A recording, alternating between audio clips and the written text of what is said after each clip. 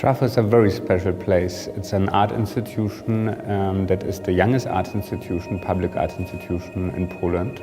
It's located in an old transformatory station at the Street of the Holy Ghost, directly in front of the St. John's Church. The exhibition RELIGO from Nicoli Samoriego to host is a great honor for us. We extended the exhibition space into the church across the street. It's like a baptism for our institution because the exhibition highlights the strong link that was existing between religious art and art in general. Today this link is not anymore visible. We highlight it to make it visible again and to ask how religious arts and contemporary art can communicate again. Nicoli's works often take inspiration from historical influences. He takes a lot from art history. Many of his figures can be found in the Renaissance and the Baroque era, and he's very often pulling different figures and bringing them together in ways that the viewer wouldn't expect. He's combining pictures and taking them apart, building them up again, and giving this very distinctly contemporary twist to what really is only a painting. The show is organized according to Trafo's structure.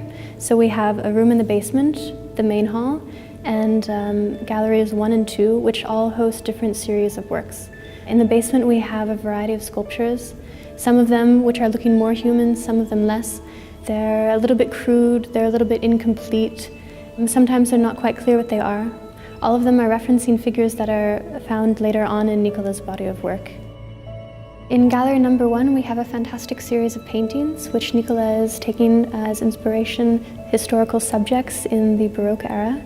They're all works on copper, which means that under the right sort of lighting, the works really glow from underneath. There's really a light that's coming out from underneath the painting, which is drawing the viewer in and which is giving a sort of aura that you just can't experience, for example, in a photograph or on paper. In each one, Nicoli is taking a very distinct twist to the original subject matter.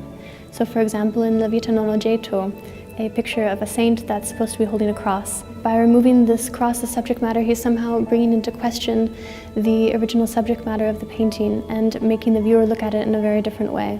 He is using methods of old masters in painting, and at the same time he's using the methods of performance and acting painting to deconstruct his paintings again. Nicoli is reinterpreting the idea of the Byzantine icon. And this is a very special gallery because for the first time we're bringing together a series of works which he made without having a clear relation to each other over a period of 5 years. But looking back on his work now, we decided to bring them all together because they have very strong themes, hiding and uncovering at the same time. The picture is completely hidden by the metal, even though it's a complete picture that he spent hours and hours and hours making before. It might be a portrait, it might be a landscape. Then he's covering it with metal, and all you see is the very, very distinct outline of the figure, whether it's a face, maybe a hand, maybe the collar of a coat. So we get these very, very little clues about what it might be, but the picture, which is staying secret the whole entire time, only the artist knows. And all we have are these very little twitches of existence somehow. Contrary to what we are used to expect from contemporary art, Nicoli Samoriego's paintings still have the touch of mystery. They are directly communicating with our heart through the heritage of visual experience that all of us knows, but not consciously.